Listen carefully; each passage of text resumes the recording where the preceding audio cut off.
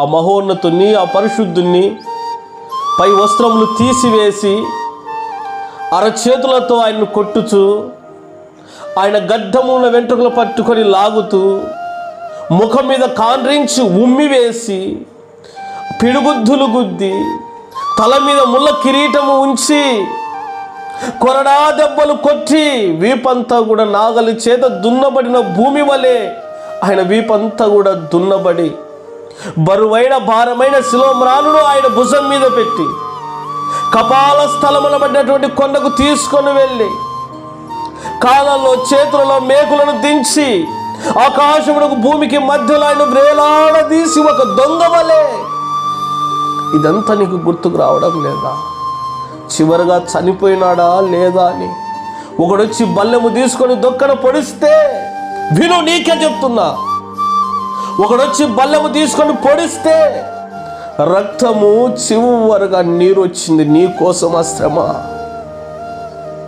నీ కోసమైన పడిన శ్రమ అది. కానీ ఈరోజు నువ్వు బ్రతుకుతున్న బ్రతుకు ఏమాత్రము కూడా విలువ లేదు. ఈరోజు నువ్వు జీవిస్తున్న జీవితం ఏ రీతిగా ఉందంటే, నీ ఇష్టానుసారంగా బ్రతికేస్తా ఉన్నావు. అయ్యో, దేవుని గురించి ఆలోచనే నీకు లేదు ఏమాత్రం కూడా. నా యేసయ్య నా కొరకు ఎంతో శ్రమ పడ్డాడు, నేను ఈరోజు ఏ రీతిగా జీవిస్తున్నానన్న ఆలోచన నీకు రాకుండా పోతున్నది. అందుకే ప్రభు చెప్పాడు, అందరూ అంతటా మారు మనస్సు పొందాలి. ఈ వాక్యం వింటున్న నీలో ఇంకా మార్పు రానట్లయితే కఠినమైన నీ హృదయంను కరిగించమని ప్రభును వేడుకో. ఏ అంధకార సంబంధమైన జీవితాన్ని ఈరోజు నువ్వు జీవిస్తున్నావో, దేవా, ఈ అంధకార సంబంధమైన జీవితం నుంచి నన్ను వెలుగులోనికి తీసుకువెళ్ళయ్యా అని ప్రార్థించు. నా కుటుంబం అంధకారంలో బతుకుతూ ఉంది, నా జీవితం అంధకారం అయిపోయింది.